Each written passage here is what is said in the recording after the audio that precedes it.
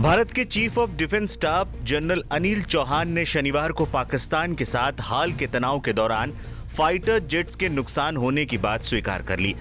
Bloomberg TV को दिए एक इंटरव्यू के दौरान चौहान ने कहा, यह पता लगाना अधिक महत्वपूर्ण है कि विमान क्यों खोए गए, ताकि भारतीय सेना अपनी रणनीति में सुधार कर सके, फिर से जवाबी हमला कर सके।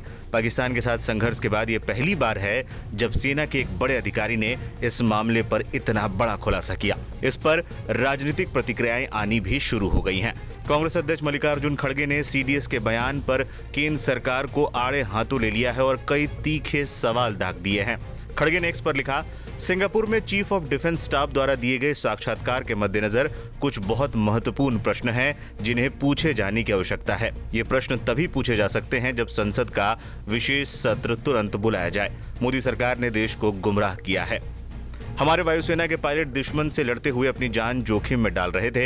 हमें कुछ नुकसान हुआ है, लेकिन हमारे पायलट सुरक्षित हैं। सीडीएस के इंटरव्यू के अनुसार हम अपनी गलती को समझ पाए, उसका समाधान किया, उसे सुधारा और फिर 2 दिन बाद उसे फिर से लागू किया और अपने सभी जेट विमानों को फिर से उड़ाया, लंबी दूरी पर निशाना साधा।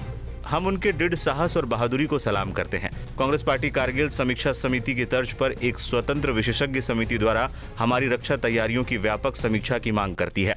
अमेरिकी राष्ट्रपति डोनाल्ड ट्रंप ने युद्ध विराम कराने के अपने दावे को फिर से दोहराया है। ये शिमला समझौते का सीधा अपमान है। ट्रंप के बार बार किए गए दावों और अमेरिकी वाणिज्य सचिव द्वारा संयुक्त राज्य अमेरिका के अंतर्राष्ट्रीय व्यापार न्यायालय में दायर हलफनामे को स्पष्ट करने के बजाय प्रधानमंत्री मोदी चुनावी तूफान में हैं। हमारे सशस्त्र बलों की वीरता का व्यक्तिगत श्रेय ले रहे हैं, उनकी बहादुरी के पीछे छिप रहे हैं और संघर्ष विराम की रूपरेखा को चकमा दे रहे हैं, जिसकी घोषणा विदेश सचिव ने 10 तारीख को ट्रंप की ट्वीट के बाद की थी। क्या भारत और पाकिस्तान अब फिर से एक हो गए हैं? संघर्ष विराम समझौते की शर्तें क्या हैं? 140 करोड़ देशभक्त भारतीयों को यह जानने का हक है। कांग्रेस प्रवक्ता सुप्रिया सिनेत ने भी मामले पर मोदी सरकार को घेरा।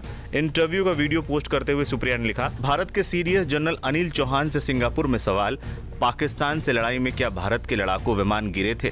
जनरल चौहान का जवाब, ये जरूरी नहीं है कि लड़ाकू विमान गिरे थे, बल्कि जरूरी ये है कि आखिर वो क्यों गिरे। इसके बाद हमने क्या किया, मोदी सरकार क्या छिपा रही है। बताते चलें, chief of defence staff general Anil Chauhan Singapore में शांग्रीला डायलॉग्स में हिस्सा लेने पहुंचे थे। इस दौरान ब्लूमबर्ग टीवी के साथ इंटरव्यू में इस सवाल के जवाब में बड़ा खुलासा किया था। लड़ाकू विमानों के बारे में पूछे जाने पर जनरल चौहान ने कहा, वो क्यों गिरे, क्या गलतियां हुई, ये महत्वपूर्ण है, संख्याएं महत्वपूर्ण नहीं है। अच्छी बात यह है कि हम अपनी गलतियों को समझ पाए, उसका समाधान किया, उसे सुधारा और फिर 2 दिन बाद उसे फिर से लागू किया और अपने सभी जेट विमानों को फिर से उड़ाया और लंबी दूरी पर निशाना साधा। बता दें, ये पहली बार है जब भारतीय सेना के बड़े अधिकारी ने एक तरह से ये कबूल किया है कि पाकिस्तान के साथ हुए हालिया युद्ध में भारत के भी फाइटर जेट्स गिरे हैं। हालांकि इस दौरान जनरल चौहान ने कोई संख्या नहीं बताई। पाकिस्तान ने 5 जेट्स गिराने का किया था दावा। पाकिस्तानी सेना ने सीजफायर के बाद प्रेस कॉन्फ्रेंस में दावा किया था कि उन्होंने 5 भारतीय जेट्स मार गिराए थे, जिसमें राफेल भी शामिल था। इस बीच बीजेपी नेता सुब्रमण्यम स्वामी का सोशल मीडिया पर एक वीडियो भी वायरल हुआ है, जिसमें वो भी कह रहे हैं कि भारत पाक सैन्य टकराव में 5 भारतीय एयरफोर्स के विमान मार गिराए गए हैं। इसके अलावा कई खबरें सामने आई थी जिसमें दावा किया गया था कि जम्मू कश्मीर में 2, पंजाब के भटिंडा में 1 और राजस्थान में 2 जेट गिरे थे। हालांकि इन खबरों की कभी आधिकारिक पुष्टि नहीं हो पाई। इससे पहले ऑपरेशन सिंदूर को लेकर हुए प्रेस कॉन्फ्रेंस में भी एयर मार्शल A.K. भारती से भी जब ये सवाल किया गया था तो उन्होंने क्या जवाब दिया था, सुनिए। You know, we are in a combat scenario and losses are a part of combat.